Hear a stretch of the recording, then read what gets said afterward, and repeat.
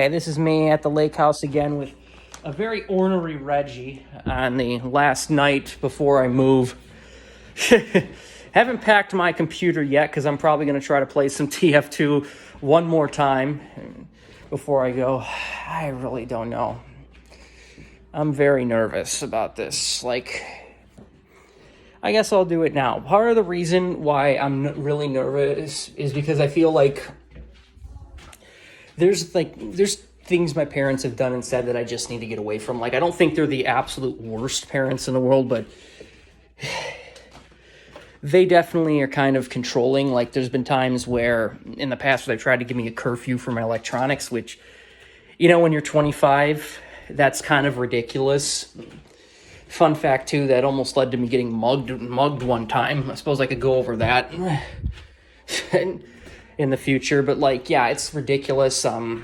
I feel like they just don't listen to me, and I feel like they always have to have the last word.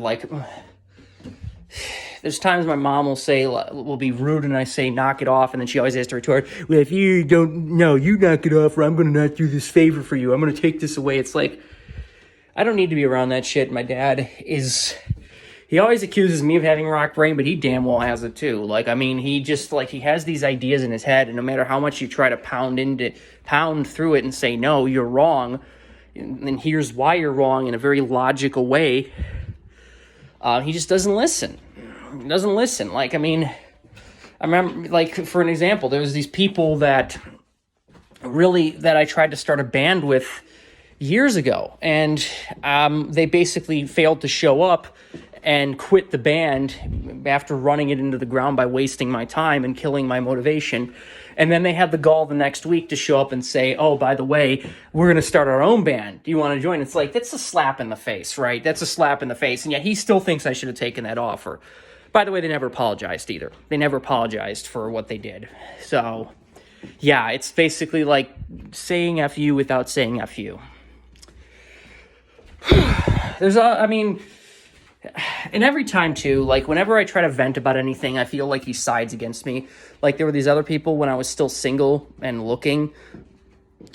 I tried to start a dating alliance with them, and they basically, it didn't work because they first were ignoring my messages related to the issue. Then it got so bad that they were just outright ignoring all my messages. And so I just had to say, you know what, screw you guys. I can't associate with people who are going to disrespect me like this and treat me like I'm just that much of an afterthought. They did apologize, but again, it's you didn't change your behavior, so it's that doesn't count. Please stop, Reggie. I'm making a video. But yeah, and he still thinks oh, well, I think it's very clear that these people are 100% in the wrong. They said they'd do this with me. They lied to me and wasted my time and just didn't even respond to messages. I don't know how I could be wrong there, and yet he's still oh, you're wrong, and you just need to get over it. It's I can't get over people stabbing me in the back on the time scale you think I should. He never even comforts me at all. It's not I'm sorry you went through that. You didn't deserve that. No, it's always well, what did you do wrong? It's always just blaming me. They've also been very pushy. I think there's been years of my life that have been wasted because they pushed me to do programs that I didn't really want to do, like EDC. They pushed for that. I could have said no, but at the same time, I was sort of I need to get away from this. So it's sort of one of those pseudo choices we have here, where yeah, you could say no, but the alternative is bad. It's sort of saying, well, you could stay in this car that's on fire, or you could jump out off the edge of a cliff. I'd rather take my chance off the edge of a mile-tall cliff, the Grand Canyon. I think I'd take my chances with the fire. If it was a small fire, you get what I'm saying. It's a choice, but it's not a choice, because, the alternative is worse. So it's also the fact that, I don't know, there's been times I've basically felt relegated to the side room of my house. We'd get in fights over the couch because my sister felt entitled to it, and they just kissed her ass on it, you're right. And I could never make any traction.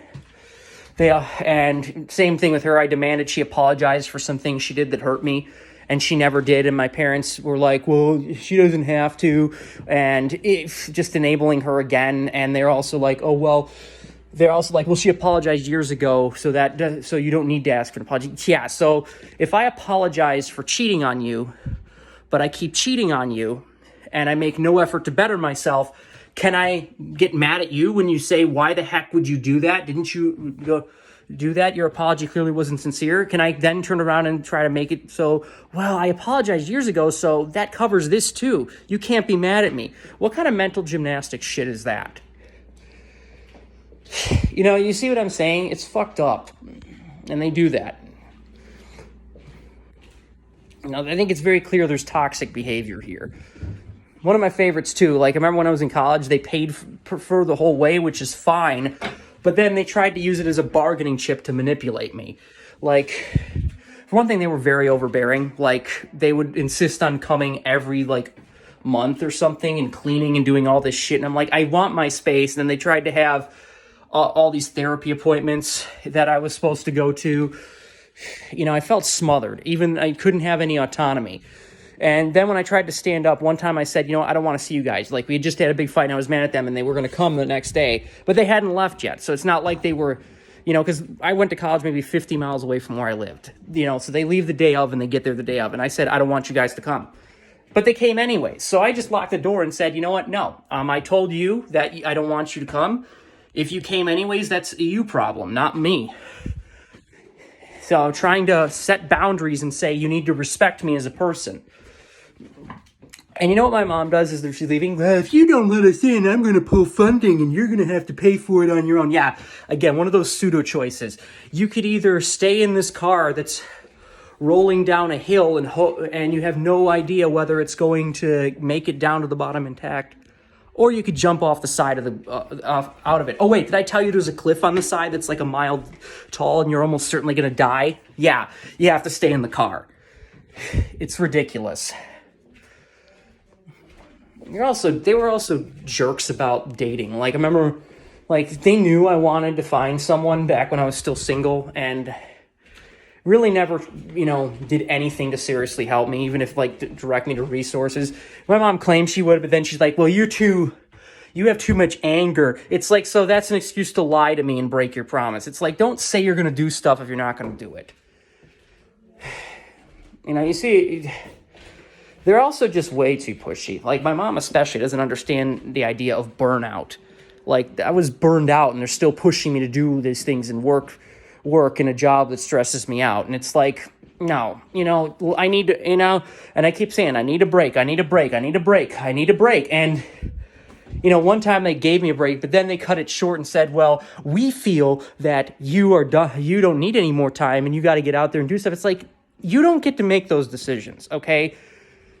You don't get to make those decisions when I'm done being burned out. That's me and my brain. You don't get to demand that I stop being burned out on a time scale that you feel is appropriate. College too, yeah. Even besides the funding thing, they kept pushing me to take way more classes than I was comfortable with. I probably would have been fine taking maybe 10 hours a semester, but I always ended up taking 14. And I kept saying, hey, this is way too stressful. I'm losing my mind here. And I can feel my life being absorbed by this college to where all I can do is sleep and work, sleep and go to class, work. And they would just keep pushing, well, if you don't do this, it's going to cost more money in it. So again, I had to take way too many college classes. And there were times I was so stressed out that I thought I had fatal familial insomnia for times. I was a kind of a hypochondriac, but still, I could not get to sleep. My brain was so tight from stress that it lacked the ability to relax enough to allow me to get to sleep. So yeah, this is why I need to get the hell out of there. But again, if it's anything like these past programs, that's really great. So I don't know. It's sort of again, I feel I just feel like it's a choice that might not be the best, but I don't have much other choice. Because again, my friends stabbed me in the back when I asked them for help. So I don't make enough to move out. without this program. So yeah.